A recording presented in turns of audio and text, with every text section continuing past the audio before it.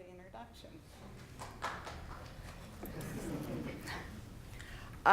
I want to begin by saying a few words about Dallas Smythe, and I guess I want to say his influence on my own work. I never actually met him face to face, although I heard him talk in 1980, and I was certainly impressed and inspired by his lecture. And then in, I guess it would have been 1991, toward the end of his life, at a conference, there was a celebration of both the man and his work. And he sat on the stage, and as each person who got up to talk about his work began to talk, he had a camera in his hand, and he'd get up and take their picture, which I just found incredibly endearing, that someone of that stature would do that. So my correspondence with him began because a mutual friend gave him a copy of, and it was in a draft form, of a review of Dependency Road that I had written, and apparently gave him my address as well. So out of nowhere, and I should add I was a graduate student at the time, I received this letter from Dallas Smythe, which was like, is this for real, or is this a joke that one of my friends is pulling? And basically in that letter, he thanked me, and I have that first letter right here in front of me. He thanked me for the review. As he put it, your generous praise is very flattering, and your hard, critical comments are well made. And as I reread that review and realized that they were indeed hard, critical comments, and coming from a graduate student, probably very presumptuous comments. But that's not to suggest that I had anything less than extraordinary appreciation for the work. I think the book Dependency Road is one of the most important books ever published in the field of media and communication. And I think it is as relevant today as it was when it was published in 1981. The language has changed, but the theories behind it are as important to us as they were to those who read the book in the early 80s.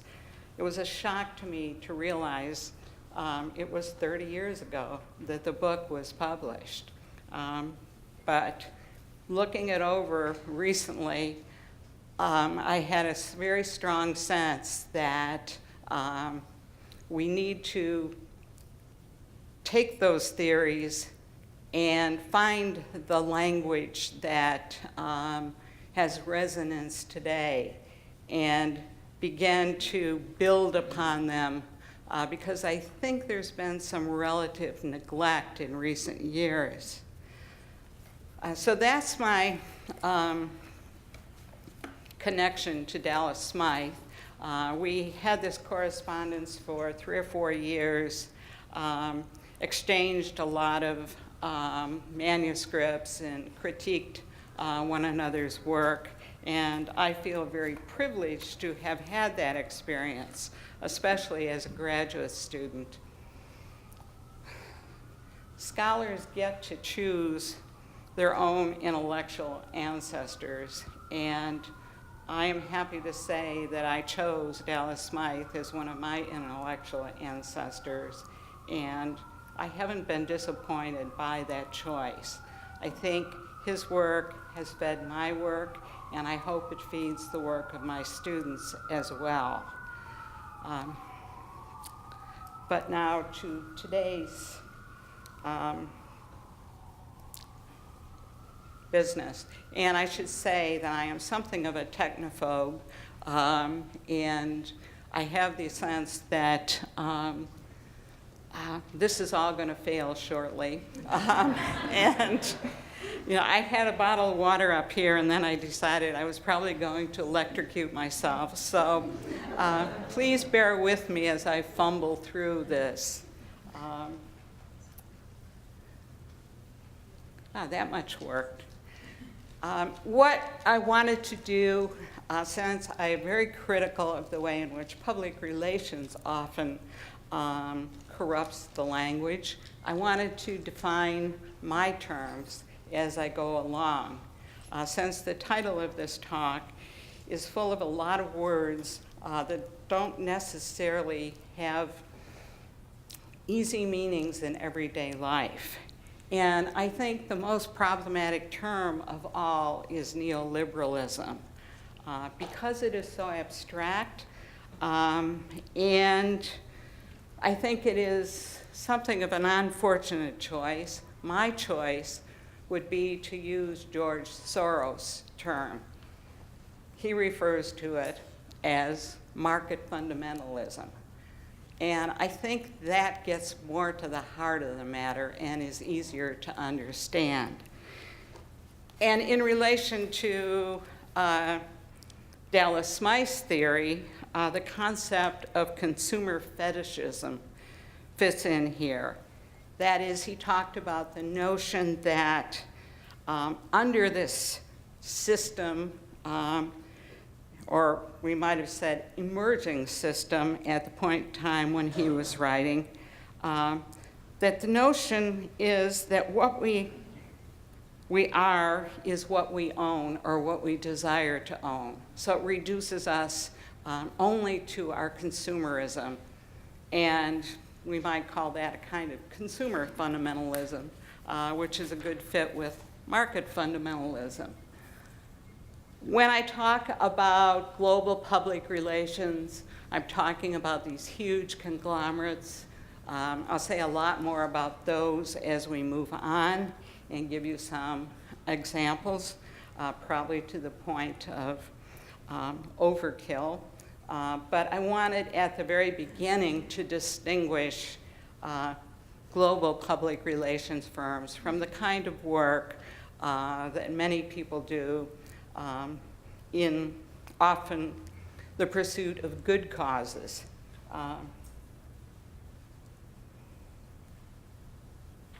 Some other terms, fixers. I borrowed this term from business theorist Nigel Thrift, whose work I will draw upon again later in this talk. He identified fixers as people like lawyers who make the system of global capitalism work. I sort of borrowed it and attached it to PR operatives who operate on an international scale as well. Diplomats without portfolios. These are fixers who navigate terrain that has historically been the responsibility of governments, that they negotiate between governments and international organizations on behalf of their clients, who may be government agencies, corporations, or international organizations. And now that we've got the definitional material out of the way, most thoughtful people realize that public life is now artfully choreographed by experts in impression management, and that corporations invest enormous resources in attempting to manipulate or shape public perceptions of everything from climate change to dental floss or toothpaste. Yet the public relations industry itself remains largely an unseen power. And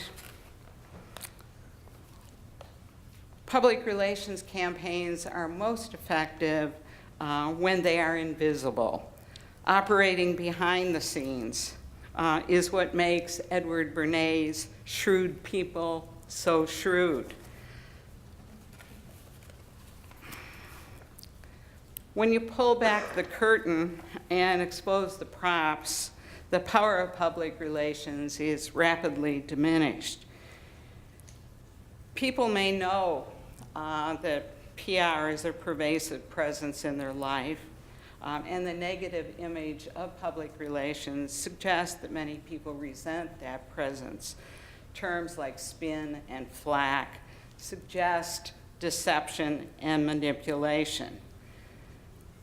Cultural critics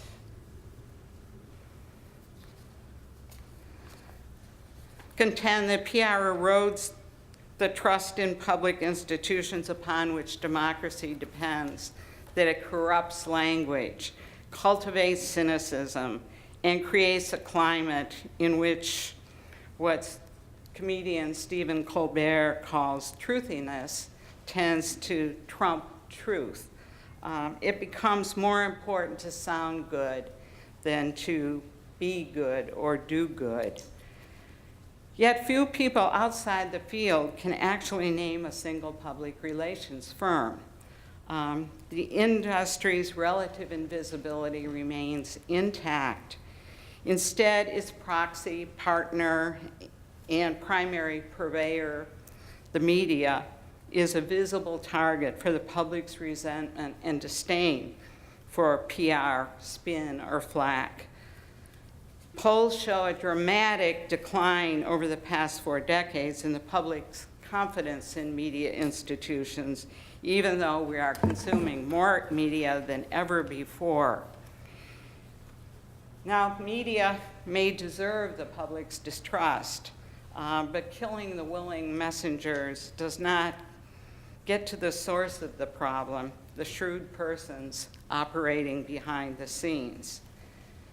PR firms are now primary sources for much of what passes for news in the US, and I'm sure it's probably true in Canada as well. Studies show that somewhere between 60 and 80% of newspaper content comes from PR sources. And with the decline of the profitability of newspapers and cutbacks in reporting, we are becoming more dependent than ever before on PR sources. Edward Bernays, the founder of public relations, actually conceived of public relations as a higher calling than journalism. Unlike journalists, Bernays maintained that public relations counselor is not merely, and this is a quote, and I think I'm going to use air quotes if you don't mind when I quote someone, that the public relations counselor is not merely the purveyor of news, he is more logically the creator of news. So that whereas the journalist merely reports the news, the PR person, according to Bernays, should be the one who creates the news. And creating the news is just a small, although very important part of the unseen power of the public relations industry today. Attempts to fully describe what PR people actually do are destined to fail. Even PR experts cannot agree on a definition of public relations. One study produced 472 definitions of the field. British scholar and practitioner Kevin Maloney claims that PR people actively avoid discussion of what they actually do. He says, they resist definitional straitjackets and, quote, play fast and loose with what is PR, including and excluding purposes and techniques to suit their business pitches and their sense of status, end of quote. The jargon of specialization tends to facilitate this play, but it also signals the broad range of activities encompassed by PR and the difficulty of specifying who actually can be classified as a PR practitioner. A low-wage employee writing a newsletter for a nonprofit organization is performing a PR function. So is an unpaid activist rallying support for a human rights campaign. And PR is now so ubiquitous that all of us who have contact with the public sometimes find ourselves performing PR functions for our employers. So who is a PR person and who is not becomes part of this problem. Yet these kinds of activities that I've described here are pretty far removed from the high-stakes PR work done by strategic communication advisors to presidents and prime ministers and CEOs of major transnational corporations. Those people that Bernays referred to as the invisible rulers who control the destinies of millions. Certainly, Bernays' rhetoric was exaggerated, especially at the point in time when he made this claim, since there were relatively few PR firms at that point in time.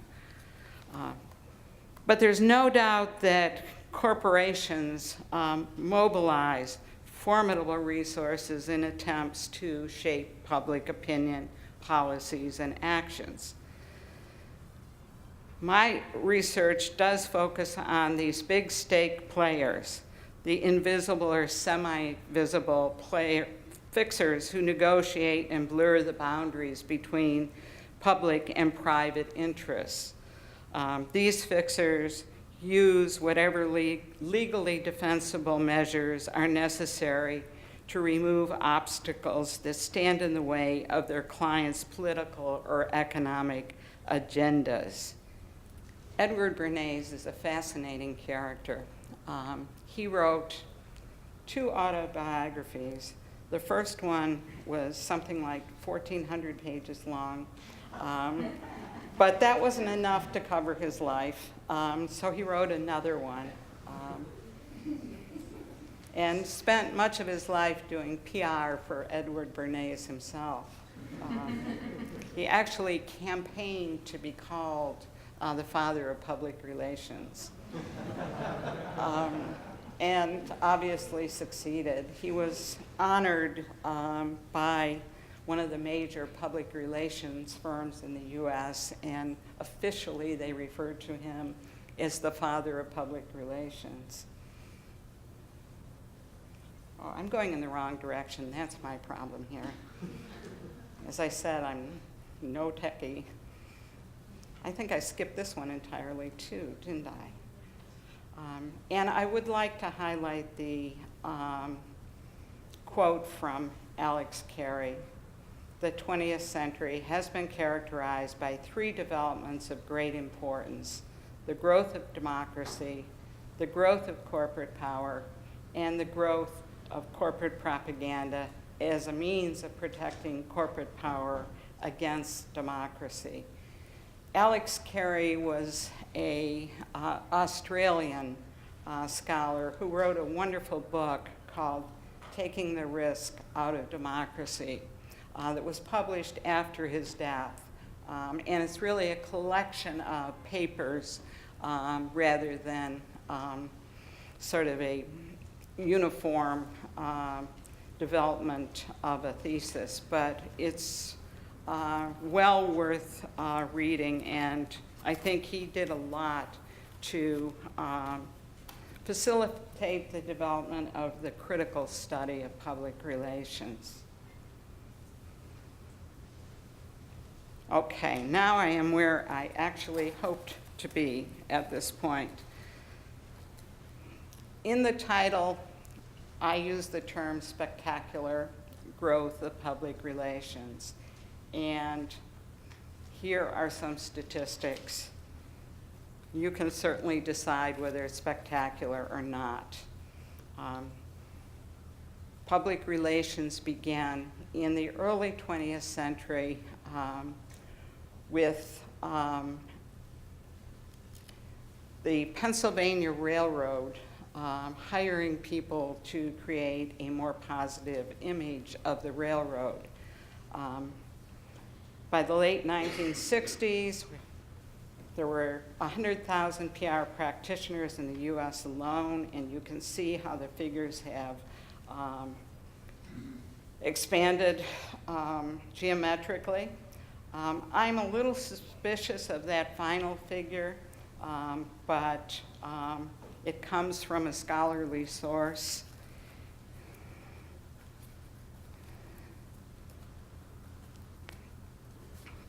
And basically, what I want to do is describe some of the kinds of firms that I am interested in.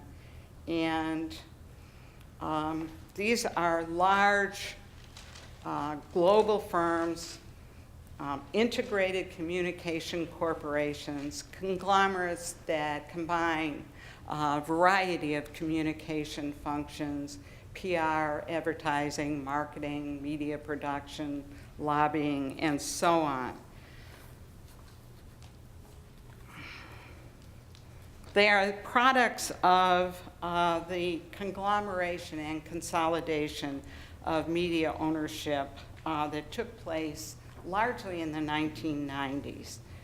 Researchers have paid a lot of attention to the consolidation of ownership in the media industry generally, but they've paid relatively little attention to the conglomeration of PR firms. And these are enormous enterprises. And I'm just going to give you a sense of three of them, the three biggest firms. Omnicom, as you can see, is a very large entity. And from our perspective, it is important because it includes 3 of the top 7 PR firms. It also includes many smaller, specialized firms. Each of these large conglomerates consists of a whole variety of firms that are under their umbrella. And they like to call themselves Integrated Communication Corporations, or ICCs. Sometimes they want to call themselves IMC, which is Integrated Marketing Corporations. Another big one is the Interpublic Group, and it includes McCann Erickson and Weber Shandwick. Weber Shandwick is the largest PR firm in Canada. And finally, the biggest of them all, the WPP Group. It has as many employees as a middle-sized city. It has offices in over 100 countries. And it includes J. Walter Thompson Group, Hill and Knowlton, Burson and Marsteller, Ogilvy, Young, and Rubicon. And it is the largest ad agency in China, India, and Thailand. The Economist called the head of the WPP Group, Sir Martin Sorrell, the king of the madmen, referring to the American TV show about advertising executives in the 60s. There are also thousands of independent firms. And there is a source in the US that does collate a vast amount of information about U.S. independent public relations firms. And you can see that the size diminishes quickly. After Schwartz Communication, they get much, much smaller. So these are the biggest ones in the US, and they're dwarfed by comparison with those big international firms. Although Edelman is nonetheless very prominent and very prominent internationally. The big conglomerates often house smaller, what they refer to as boutique firms, which perform specialized kinds of communications. They can also easily spin off shadow boutiques for less savory work that they may want to distance themselves or their clients from. For example, working with intelligence agencies, drumming up support for wars, ensuring re-election of unpopular leaders, or undermining human rights NGOs. The 21st century integrated communication conglomerates, or ICCs, now provide one-stop shopping for all of business advocacy needs. Research, intelligence, advertising, PR, old media, new media, marketing, lobbying, legal representation, and more. The boundaries separating lobbying, media punditry, partisan think tanks from PR are now almost indistinguishable. Some well-known figures like Mark Penn, who you may have heard of, regularly commute between these practices, simultaneously collecting paychecks from multiple masters. And just to give you a little more information about Mark Penn as sort of the consummate fixer today, just let me tell you a little bit about him. He is the CEO of the PR firm Burstyn Marsteller. He's the president of polling firm Penn, Schroen, and Berland Associates. He's a columnist for the Wall Street Journal.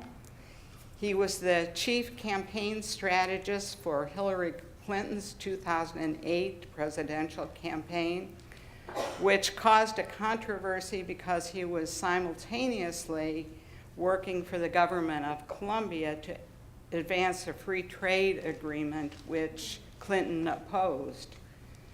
He also worked on Tony Blair's and Gordon Brown's campaigns. More recently, his firm received almost $6 million in stimulus funds awarded by the Obama administration. Penn told Bloomberg News that, quote, "The mixing of corporate and political work is helpful in cross-pollinating new ideas and skills, and also in attracting $6 million in stimulus funds." So what do these global PR firms do? They provide a wide range of services, including familiar textbook practices such as news management, strategic use of language to frame issues, branding, third-party endorsements by thought leaders, surveys and push polls, networking, crisis management, reputation building and repair, internal communication strategies to promote worker allegiance, astroturfing, grassroots and treetops PR. And at the moment, social media is a huge, huge growth area in PR. Global public relations industries also work to cultivate public receptivity to market values. to neoliberal policies and practices and the commercialization of everyday life by equating market values with rationality, prosperity, freedom, and happiness. The industry also performs what might be called intelligence services to defend the immediate interests of their clients, as well as neoliberal policies and practices more generally. That is, highly skilled PR operatives identify, monitor, and work to counter, disable, displace, or censor organized forms of resistance to their clients' agendas. PR 2.0 performs these and additional functions on the internet. So why should you care? Understanding the development of international public relations helps explain the resilience of contemporary capitalism, as well as the many organized global pressures that are displacing liberalism with neoliberalism. The information economy may be a paper tiger, as Dallas Smythe suggests, but it has sharp teeth.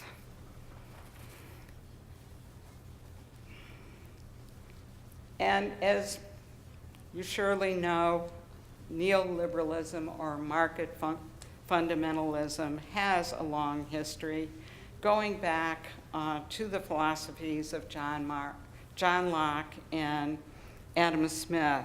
But the immediate roots of the present extreme form are located in the Thatcher-Reagan neoconservative revolution of the 1970s and 1980s. One of the primary tasks of PR fixers is economic advocacy, that is, promoting neoliberal ideologies. And there's a long history in the US of this kind of advocacy. Following the Great Depression, there was a concerted campaign initially funded by the DuPont brothers to restore businesses' image and control in the US. Today, the Koch brothers and the US Chamber of Commerce perform similar functions.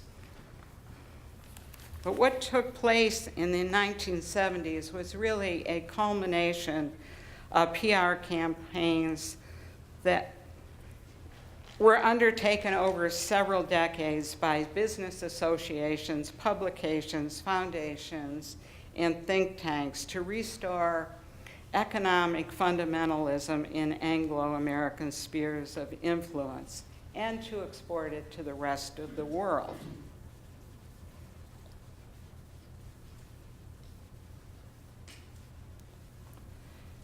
And there have been some really fine histories written of these campaigns. Quite recently, the earliest one being in 1994. Typically, business histories have been case studies. These approaches are much, much broader. They use historical and sociological studies and data to develop their arguments. And most of these books are quite data rich. When PR is analyzed as a critical node, a fixer within the broader regime of elite power that these books explore, its crucial importance becomes apparent. Corporate PR is an overt exercise of class power. In Alex Carey's words, a means of protecting corporate power against democracy. Stating this simple, unvarnished, empirical fact can arouse considerable contention, especially in the US. This shows how successful business advocacy has been in capturing American hearts and minds.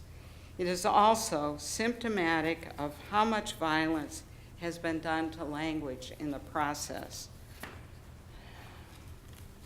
I had a whole long section on language, which I cut out of this presentation because I realized you didn't want to sit here for 3 hours.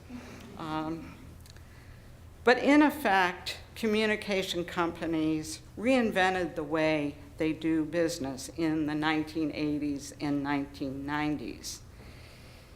So what I'd like to do now is look at the paper tiger today. Business theorist Nigel Thrift maintains that corporations themselves have changed. He contends we now live under knowing capitalism. According to Thrift, the emergence of millennial corporate structures has been accompanied by the development of new management, marketing, and PR theories and practices. His complexity theory is too complex to adequately convey orally. It's the kind of thing that is better read than said. But I think you get a little bit of the flavor of it in this definition. These words were pulled out of his discussion of knowing capitalism. He also uses the term soft capitalism, and he seems to use them interchangeably. I see soft capitalism as something like Smythe's paper tiger.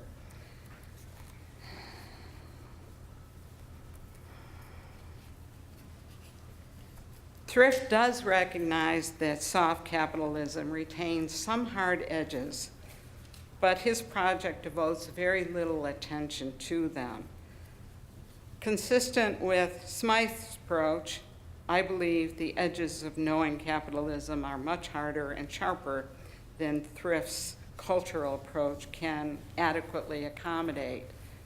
But I find it interesting nevertheless. Structural approaches to political economy do still matter. The 2008 financial crisis demonstrates that when business theories and practices migrate too far from material moorings, soft capitalism becomes a roadmap to disaster. But Thrift's cultural analysis offers some useful insights into the worldview of soft capitalists, and by extension, into the role that PR plays in the post-Cold War world.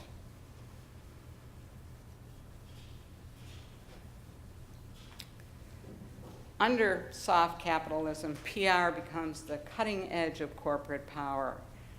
It is also frequently the cutting edge of state power and neoliberal mergers of corporate and state power.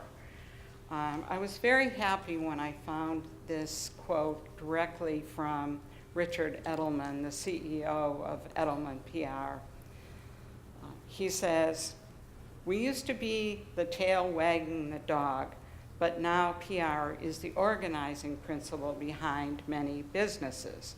That is, it is constituent rather than reactive."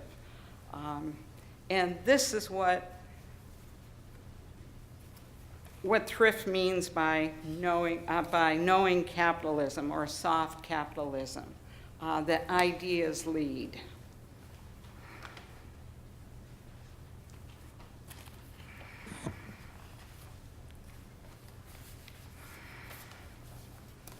Sorry, I've got too many papers up here. Some of the discussions of the way in which these new integrated communication corporations that serve as the kind of linchpin to this new mediatized capitalism or knowing capitalism that Thrift talks about. Some of the discussions tend to sound a lot like the kind of discourse that reformers in the Central Intelligence Agency in the US used in the wake of the 2001 terrorist attacks. They talked a lot about having insular silos of information that prevented them from connecting the dots and anticipating the attack.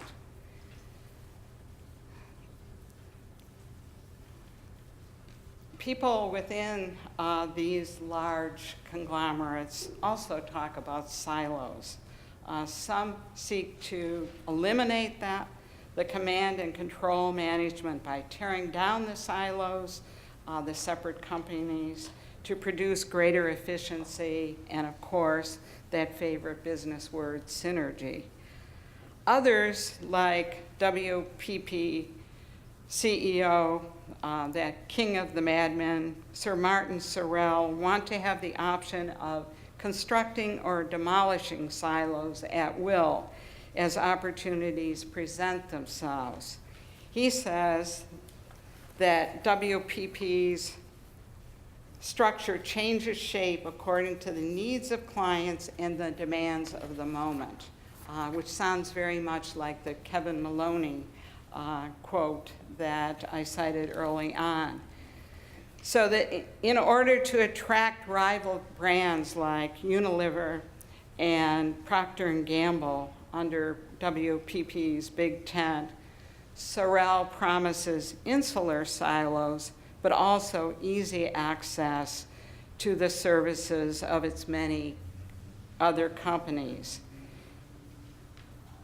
Sorrell tends to exemplify the new management style of knowing capitalism.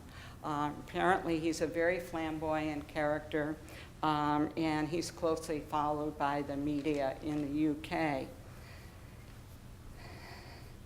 Integrated communication corporations are also changing the relationship between advertising and public relations, or tearing down the traditional silo that separated those two practices. Industry experts expect PR to grow while advertising declines for a number of reasons, and you can read them yourself, which will give me a chance to have a drink of water.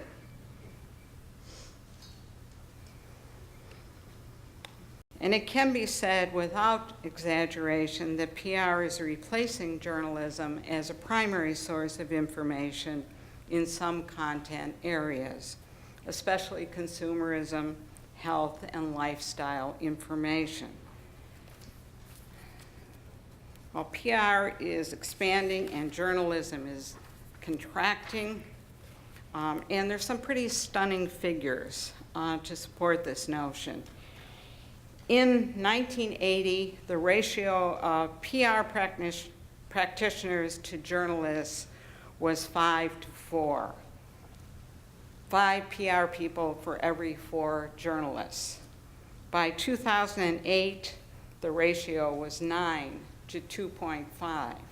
So 9 PR people to every 2.5 journalists. And given the status of newspapers today, it's fair to assume that that figure has gotten even worse in the last 3 years. The global expansion of PR is being driven primarily by the nonprofit sector. Governments, organizations like the United Nations and the European Commission, as well as NGOs, think tanks, and issue-oriented trade organizations. And just to give you some sense of the scale of this, in 2010, the US government paid more than $360 million to public relations agencies, awarding 1,687 contracts to 194 companies with an average value of almost $2 million each. The European Union spends 200 million pounds a year on PR. Figures for the UN are very hard to decipher. The UN's budget, in very general terms, is widely available, but how the money is actually spent is harder to figure out. The UN was set up to be an advocacy organization, so one would assume it would spend a large amount of money on public information and persuasion. The one figure that I found is very old, 1979, in which the UN spent over $52 million on public information work. I looked and tried to find some figures on Canada, and I could find none. I hope some of you students will pursue this because I think it's a rich area of inquiry. Public affairs, that is work for governments, and digital media are the fastest growing specialties within PR. A 2009 survey of 22 countries indicated that Russia, India, and Brazil, followed by Central and Eastern Europe, are the fastest growing PR markets. The US government and multinational corporations remain the major international players in using PR to promote their model of market-based economies. But recently, China has been trying to sell its authoritarian growth model to former communist countries as well as to the developing world. In effect, companies are fighting a new, unreported Cold War. I should say PR companies are fighting it. Sometimes companies within giant communication conglomerates will work both sides of this information war. So they may have one company assigned to doing promotional work, advocating neoliberal policies, and another part of the same conglomerate may be working to advocate more authoritarian models of economic growth. Under these circumstances, war profiteering takes on a whole new meaning. It's a win-win situation for the holding companies as vast sums of state funds are transferred from both the US and China into private hands. Companies, as well as nations, can become targets in the new warfare, as China's conflict with Google illustrates. Unrestrained by the kinds of conflict of interests, rules, and state loyalties that constrain the activities of real diplomats and armies, these new diplomats without portfolios operate with impunity, playing two ends against the middle. PR fixers tend to be very agile performers who can invent and exploit the fuzzy realities of soft capitalism. One area where PR has already made very significant inroads in official US diplomatic initiatives is in the area of public diplomacy. Public diplomacy targets the populations of other countries and has become a very lucrative source of government contracts for PR firms. The effort to privatize US public diplomacy has had a lot of support, obviously, from the private sector. A fixer from an earlier generation, the billionaire Pete Peterson, wrote an article that was very widely circulated after the fact in the Financial Times entitled "Privatizing Public Diplomacy."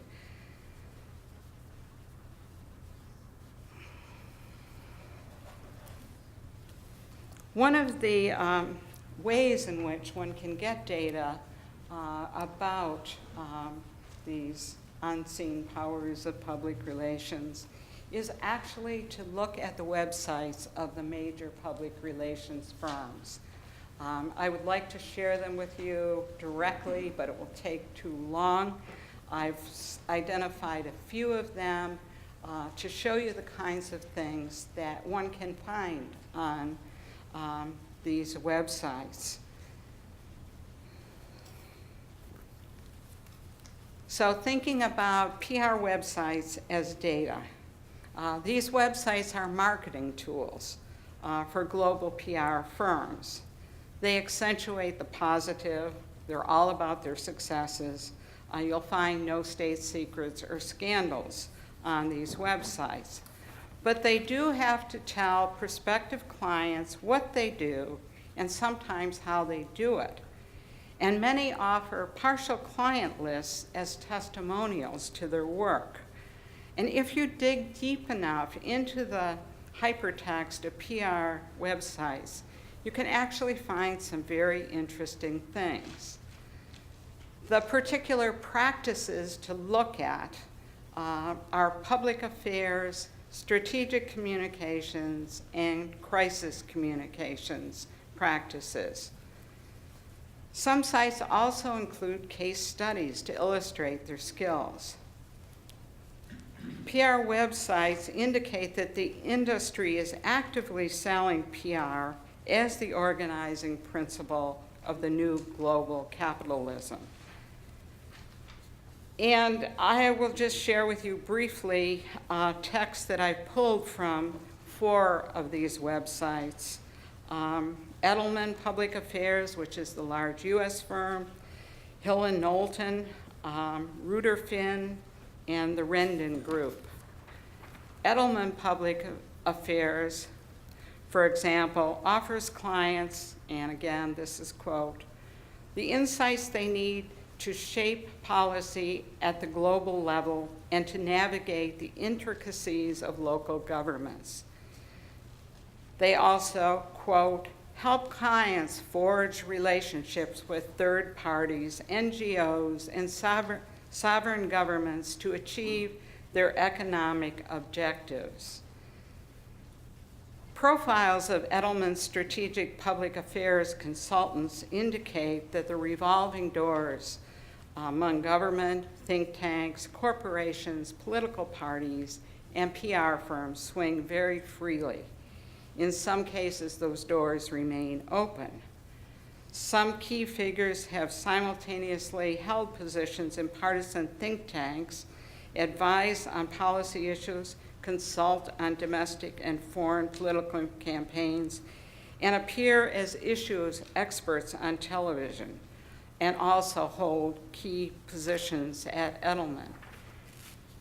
Edelman advertises its strategic players, and they include former Reagan, Clinton, and Bush White House advisors and staff members, policy advisors and speechwriters, a former US ambassador to the UN, a former ambassador to NATO, the European Union, and Spain, the chief strategist for the Kerry Edwards campaign, senior advisor to the Gore campaign, and the campaigns of former Prime Minister Ehud Barak of Israel, the British Labour Party's parliamentary campaigns, former advisors to Donald Rumsfeld, Newt Gingrich, Arnold Schwarzenegger, Rudy Giuliani, a principal advisor to the Democratic Leadership Council, and fellows at the Heritage Foundation and the Center for American Progress. Hill and Knowlton's public affairs site does not profile its key personnel, but it claims, and again this is a quote, that Hill and Knowlton has the connections to the people who matter and the experience and track record to help clients cut red tape, negotiate competitive restrictions and politics, as well as the ability to, quote, build trust with policymakers and even help set and shape the public agenda. This ability to build trust with policymakers has facilitated covert working relationships with intelligence agencies. It earned Hill and Knowlton a leading role in orchestrating the 1991 Persian Gulf War.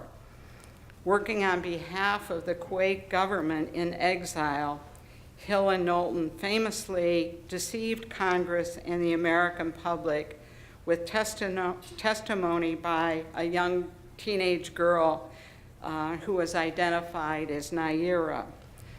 She tearfully testified before Congress that she had witnessed Iraqi soldiers remove 15 babies from incubators in Kuwait, leaving them on the floor to die.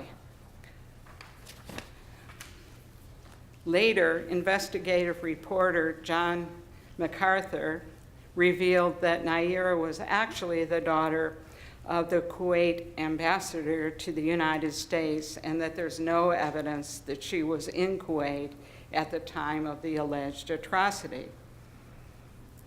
Hill and Knowlton reportedly received $10.8 million through a front group for orchestrating this and other efforts to bring the U.S. into the Persian Gulf War. Reuter Finn secured its place in history for its role in the Bosnian War. On its website, it reports that it offers, again, quote, integrated and strategic programs that educate members of Congress, White House officials, state governments, and the policy media on all legislative and regulatory issues. The firm specializes in daily interactions with members of Congress, White House officials, and state governments, as well as interacting with foreign governments. And again, quoting, it provides thought leadership, positioning, providing policy testimony to Congress, coalition development, grassroots and grass tops, advocacy groups for trade associations, think tanks, and third-party groups. The Rendon Group is an especially interesting PR organization. It specializes in information warfare, and it has a storied reputation of being a secretive cloak and dagger operation. But its website is actually very transparent. It openly offers, again, quote, strategic consulting for the world's most highly exposed commercial, government, and military clients. The Rendon Group indicates that it has served clients in 97 countries across Africa, America, Asia, Europe, and the Middle East for nearly 3 decades. Among its advertised services are public affairs support, real-time rapid response, risk analysis, human terrain research, which includes advancing the quality and fidelity of social and cultural modeling in support of the next generation technology platforms for the U.S. military. It also offers irregular warfare support, which, quote, assists our government and military clients in developing new approaches to countering and eroding adversaries' power, influence, and will. The Rendon Group has received more than $56 million from the Pentagon for its work in Afghanistan and Iraq since 2002. And like Hill and Knowlton, it also has had contracts with the Kuwaiti government and was part of the run-up to the Persian Gulf War in 1991. It has been a CIA contractor and represented the official trade agencies of Bulgaria, Russia, and Uzbekistan. You may fairly charge me with cherry-picking PR websites here, and I plead guilty. But these are the firms that have made news because the mask of confidentiality has slipped, exposing their activities to criticism. But that is the nature of unseen powers of PR. Without regulation and transparency, the public only gets occasional glimpses of the shadow diplomacy and information warfare that takes place behind the scenes. In recent years, half of the top 10 PR firms have been publicly implicated in scandals. PR associations do censure the bad behavior of their members, but only 1 in 7 PR practitioners belongs to these associations. We do know that all of the leading global PR firms are operating within the gray terrain of neoliberalism, where boundaries between business and government interests are porous, and where currency frequently moves through third parties and transactions are difficult to trace. We also know that PR firms have dramatically expanded their global presence since the breakup of the Soviet Union. It's hard to dispute the claim that PR has become war by other means. John Pfeffer contends, and this is a quote, "The PR race is not that different from the arms race." He points out that, and this is a long quote, Russia, for instance, recently paid $3 million to catch him for a 6-month media blitz to promote the country's leaders and policies. Georgia retained Public Strategies Incorporated at $50,000 a month, and the breakaway region of South Ossetia hired Mark Saylor Corporation at $30,000 a month. An uptick of spending on one side will inevitably lead to an increase by the other side as PR becomes war by other means.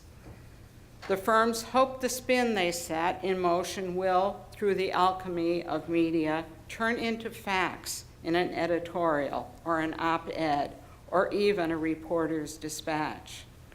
End of quote. Pfeffer notes that Mexico hired several firms during the NAFTA negotiations, that China launched a media campaign around the Hong Kong handover, and that Saudi Arabia spends $12 million annually on several firms to convince the US that it is a good ally. There have been many reports that China hires vast numbers of bloggers to troll the internet and act as astroturfers promoting the government's policies and Chinese companies. I would add that one of the really expansive areas of public relations, and I have to confess, an area that my students go into, is using social media to promote US companies and products, and I have no doubt that the State Department is also using it to promote the US in general. If the PR arms race actually culminated in war by other means, with money spilling out of state coffers instead of blood spilling out of veins, soft capitalism might not be so bad. It might even be a step forward in human evolution. But too often, PR wars cover up human rights abuses, glorify tyrants, justify exploitative labor practices, co-opt NGOs, and undercut campaigns for social justice. And of course, information wars are frequently preludes to, rather than substitutes for, actual wars. greater transparency, which inevitably means regulation, might take some of the momentum out of the PR arms race. However, waiting for that under a global regime of neoliberalism is like waiting for Godot. It's not going to happen. But let me conclude on a more optimistic note, or at least positive. And the very fact that I'm going to conclude has to be positive after all of this talk. All this does not mean that we must concede victory to market fundamentalism. A century ago, muckrakers and gadflies successfully resisted the powers of corporate robber barons by exposing their excesses in magazines, newspapers, and books. The public relations industry was actually created to counter muckraking. Its objective was to engineer consent in order to take the risk out of democracy and to secure corporate hegemony. Its successes and excesses have surely surpassed even Edward Bernay's wildest dreams, and he had very wild dreams. But PR itself may now be ripe for muckraking. With journalism struggling to survive, we cannot expect journalists to take up that challenge. This time around, academic researchers who share commitments to strong democracy are far better positioned to wield the rakes and to do so with greater precision and accuracy than the first generation of muckrakers.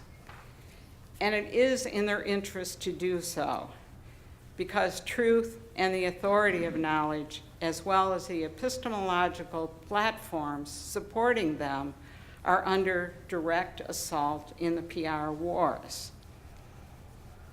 When reason and profit conflict, as they do so often today, you can be sure that the PR fixers will not be mobilized to defend the integrity of knowledge.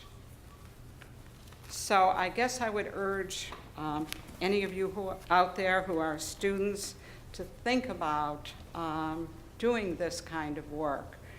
Not many people are doing it, and there are rich resources available to undertake this kind of work. It's much easier to do now than ever before.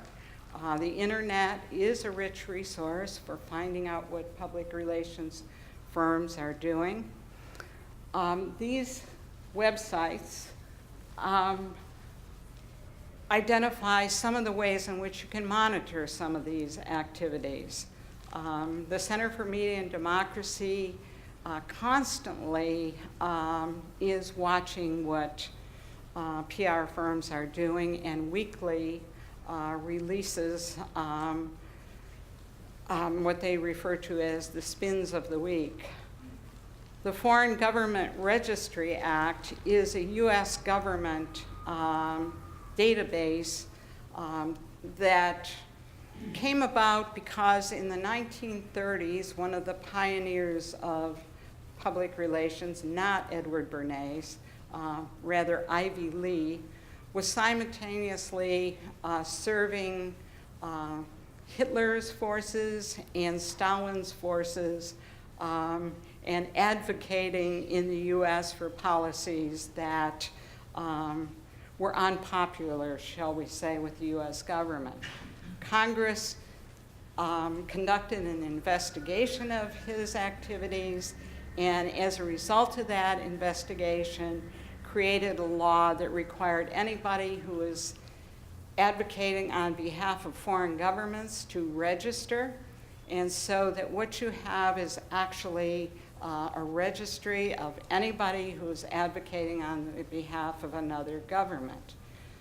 This material used to be totally unavailable. It was somewhere in paper in some bureaucrat's office. It is now online. And this group called ProPublica has been monitoring the FARA Act, as it's called, and so provides good summaries of the kind of activity that is taking place. So there's material that you can access and access easily to find out more about what's going on. And that's all I have to say.